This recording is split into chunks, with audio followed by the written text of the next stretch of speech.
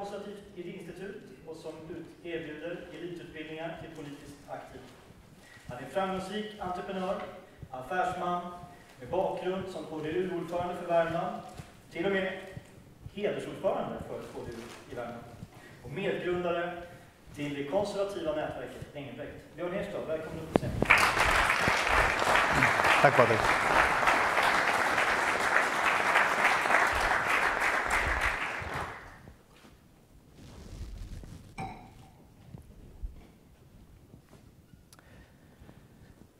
Jag tänkte tala lite om vikten att leva som man lär.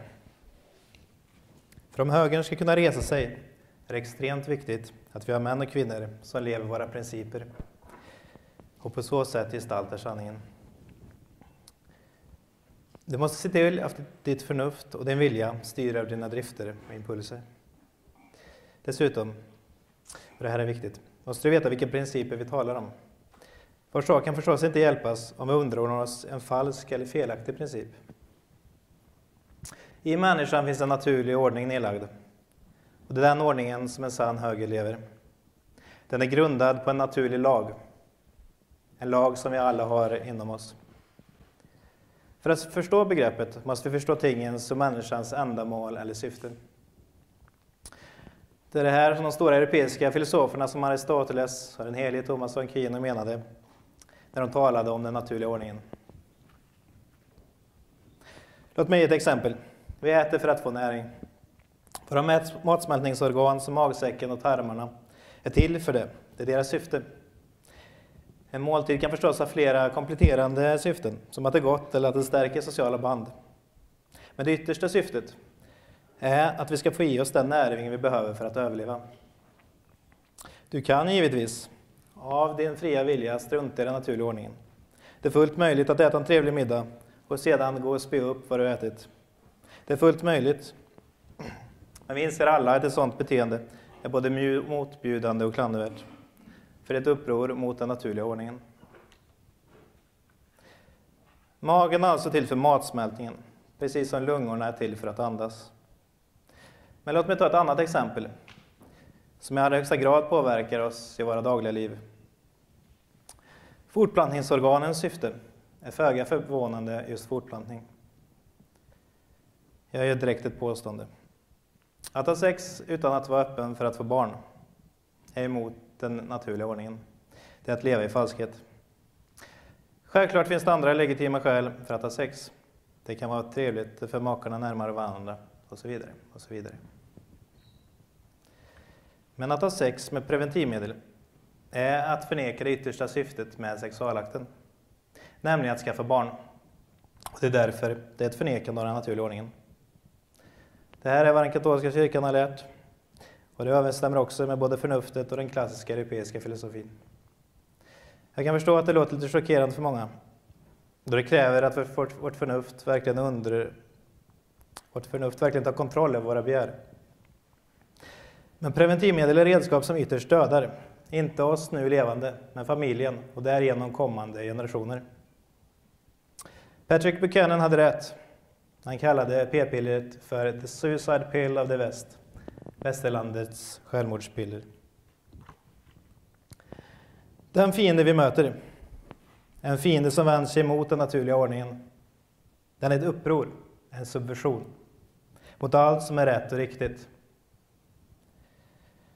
Dagens totalinvandring, som snabbt dränerar samhället på alla dess resurser och som i grunden omstöper Sverige både etniskt och kulturellt, vore otänkbart för makthavare som såg till de egna medborgarnas bästa.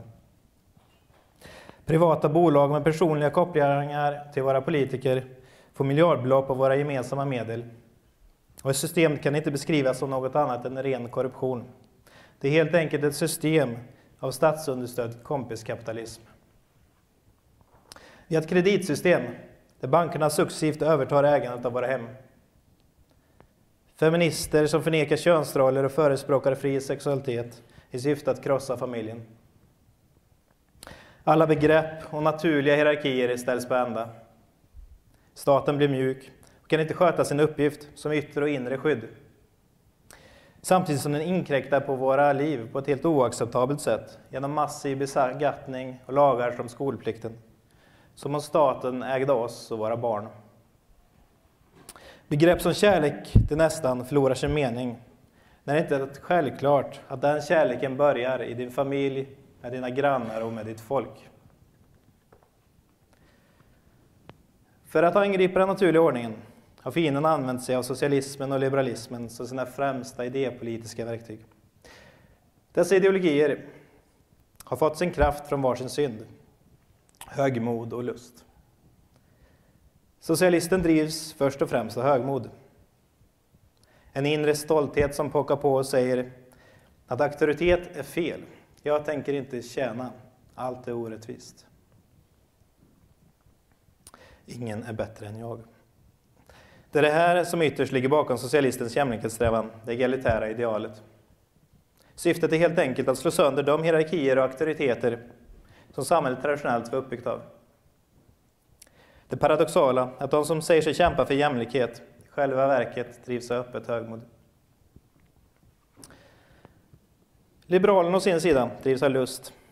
Allt som står i vägen för bejakandet av den egna viljan ska demoleras. Oavsett om det är kulturella sedvänjor eller statens lagar. Liberalen vill aldrig försvara de sunda och moraliskt rättsrådiga. Utan det är alltid perversionen, det dekadenta och upproret mot den naturliga ordningen som försvaras. I yrkeslivet hindras du från att stötta naturliga strukturer. Du kan inte välja att bara anställa män i ett visst yrke. Eller du kan inte vägra att baka en tårta till ett samkönat så kallat bröllop. Du kan inte ens som barnmorska vägra göra abort. Vägra att döda ett barn. För detta är friheter som stöttar den naturliga ordningen och inte oordnade friheter som släpper lös människans lägre drifter. Och därför är det inget som liberalen vill försvara. Vissa har benämnt båda dessa krafter som revolutionen. Den ska då förstås som en pågående process vars syfte är att omkullkasta den naturliga ordningen. Både individuellt och i grupp måste vi aktivt börja arbeta för den naturliga ordningen. Vi måste bli kontrarevolutionärer värda namnet. Den kampen är hopplös om vi inte på allvar tänker förändra våra egna liv. Om vi inte har ambitionen att leva som vi lär. Det är ingen som tror på tomma ord. Och ingen vill följa ledare som inte gör en seriös ansats att genom sina personliga liv hedra de principer vi försvarar. Traditionell kristendom var stommen i vad som blir känt som Europa. Var kristendomen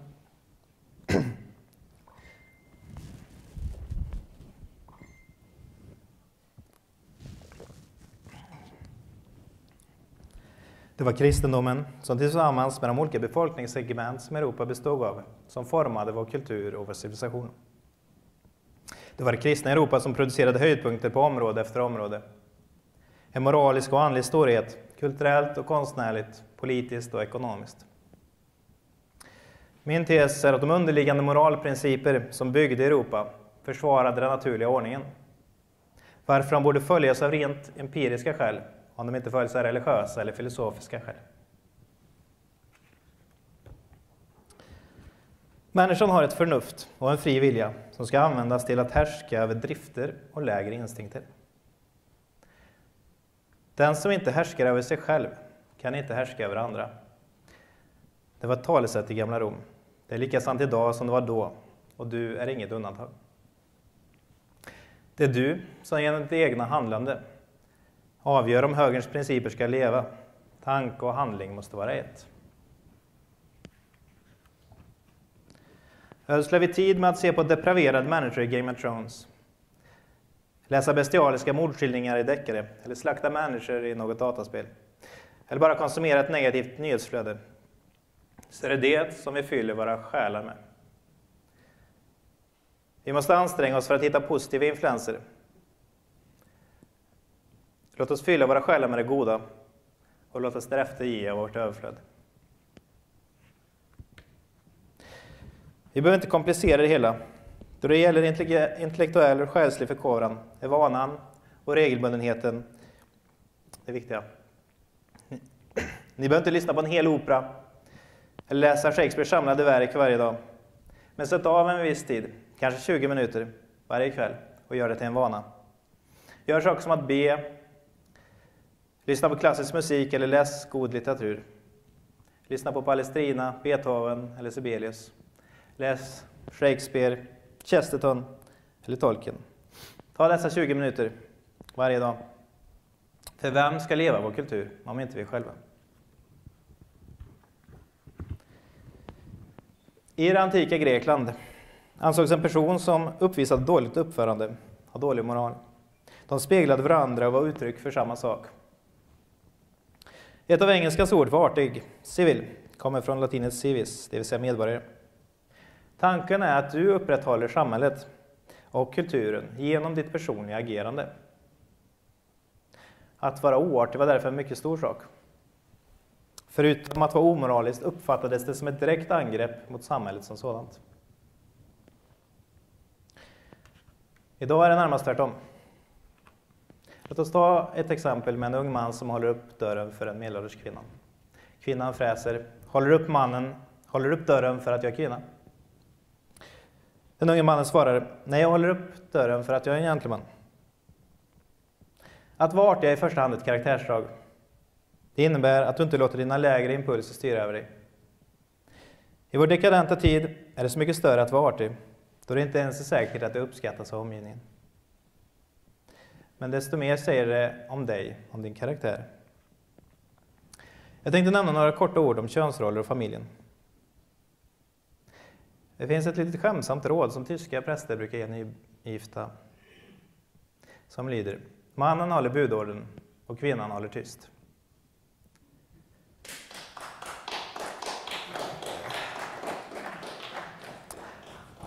Rådet innehåller mer än man tror vid första ögonkastet. Bland annat att mannens uppgift är att upprätthålla sanningen.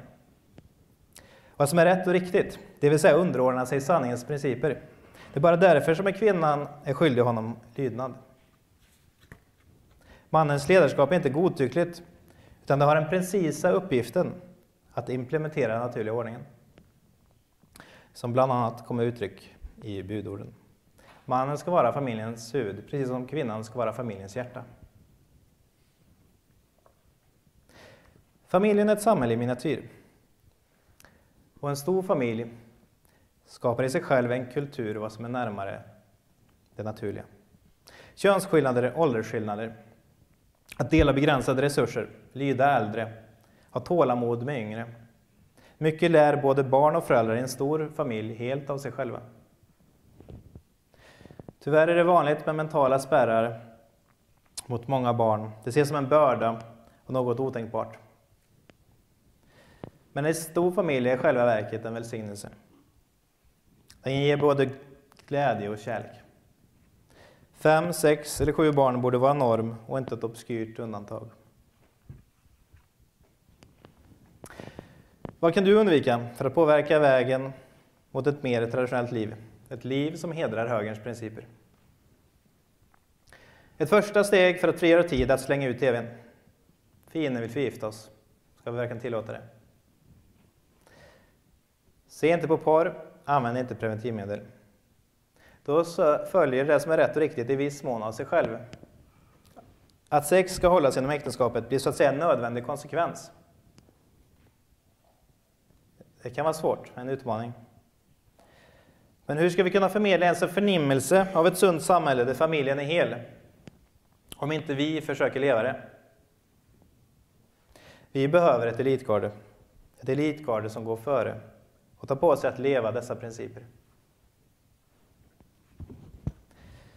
Jag sa i början att du måste veta vilka principer vi talar om och att du måste leva dem.